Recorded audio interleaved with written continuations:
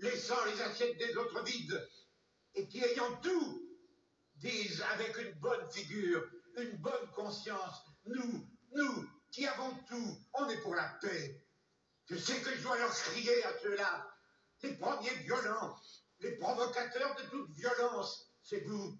Et quand le soir, dans vos belles maisons, vous allez embrasser vos petits-enfants, avec votre bonne conscience, au regard de Dieu, vous avez probablement plus de sang sur vos mains d'inconscient que n'en aura jamais le désespéré qui a pris des armes pour essayer de sortir de son désespoir.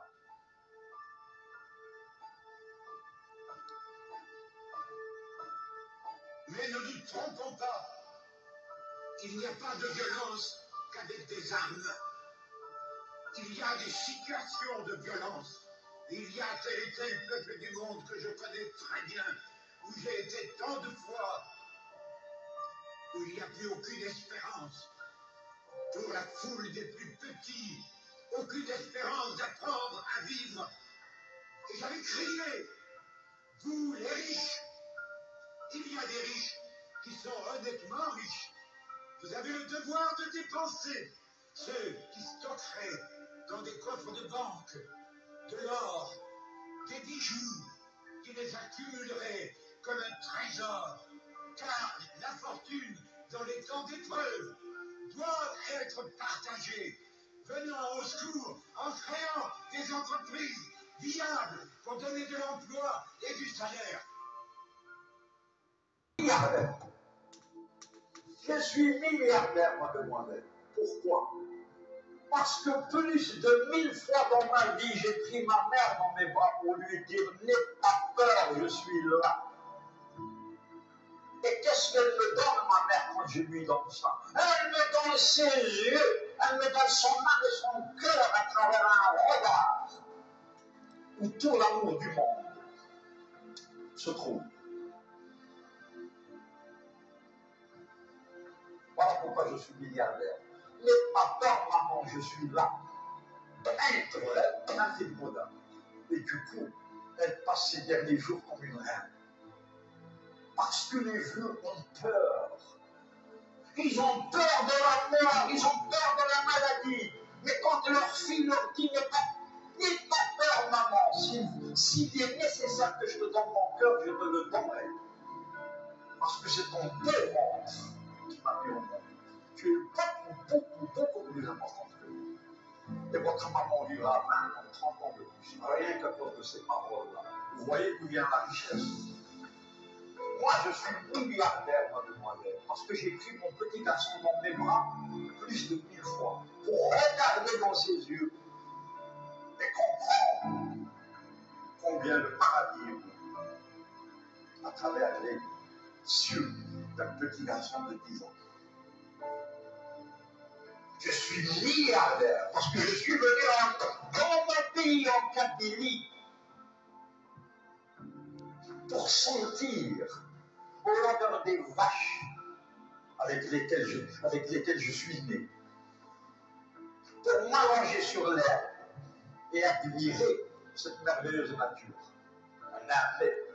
J'ai senti des narcisses, des coquelicots, des roses. J'ai pris le temps de le faire. J'ai admiré des levées de soleil, des couchers de soleil. Voilà pourquoi je suis milliardaire. Quand quelqu'un vient me voir, j'ai besoin de vous, monsieur Amokram, je suis homme. Aider les autres. Le bonheur, ce n'est pas quand on reçoit. Le bonheur, c'est quand on donne. Le mélèche fait comprendre les services. Voilà. D'où émane la réussite. Servir. Je préfère être une rivière, pas un réservoir. Pourquoi une rivière? Pour donner. Il me donne et je lui donne. C'est hallucinant. C'est hallucinant. Ça s'est embrasé, mais c'est une minorité qui ne veut pas respecter la loi. Au final, ces gens-là n'ont qu'à aller voter. Au final, ils n'ont qu'à aller... C'était des centaines de milliers dans la rue et c'est pas les bons, on s'en fout ça. Au final, ils n'ont qu'à aller voter pour Florian Philippot et mettre le bulletin, s'il n'est même pas crédité dans les sondages de... Même... C'est pas que je suis... Personnellement, ça va, j'ai gagné du pognon et je le dis tout le temps et j'en ai rien à foutre, je vais le tirer. Mais pour ceux qui sont obligés de rester, c'est vraiment le bordel. C'est vraiment pas bien. Il y a une pyramide sociale où il y a un mec qui est en haut tout seul, jusqu'à, on dirait qu'il y a du vent en ce moment-là, je crois. Parce qu'il y a beaucoup de mecs qui veulent sa place. Et plus on descend, plus on est nombreux. Et quand on arrive en bas, on est vraiment dans la merde. Alors moi, ce que je voudrais, c'est qu'on remue la merde de manière à ce que... C'est donc vraiment une histoire de merde, ma candidature. Il faudrait qu'on remue la merde et que l'odeur monte jusqu'au nez des mecs qui dirigent et qu'au lieu d'être tourné vers l'extérieur du pays, ils se tournent un peu vers l'intérieur et se disent qu'est-ce qu'il y a, qu'est-ce qui se passe, qu'est-ce qu'ils ont ceux-là. Ah merde, on leur prend tout leur pognon. Ah oui, il faudrait leur en laisser un peu.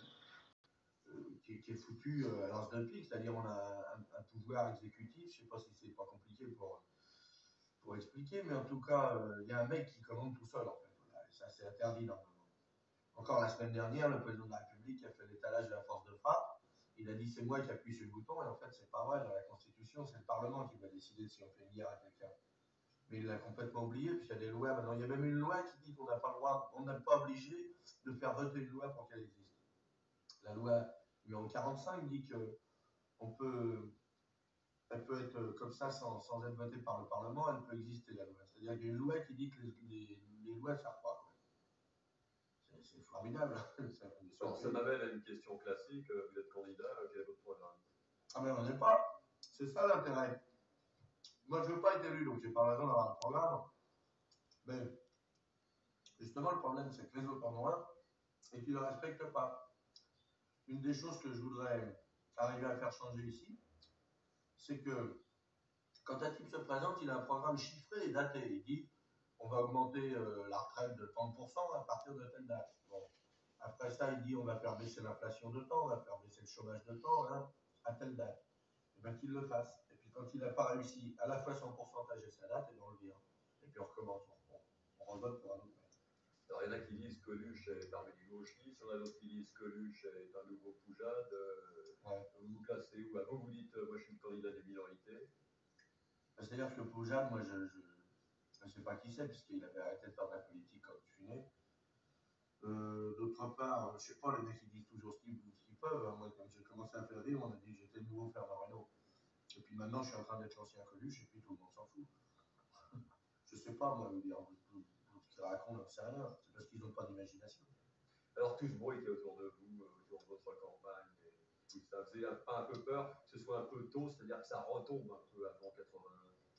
Oh non, parce que pour l'instant, j'ai rien fait pour ma campagne. Tout ce qui s'est fait, j'ai fait tout seul.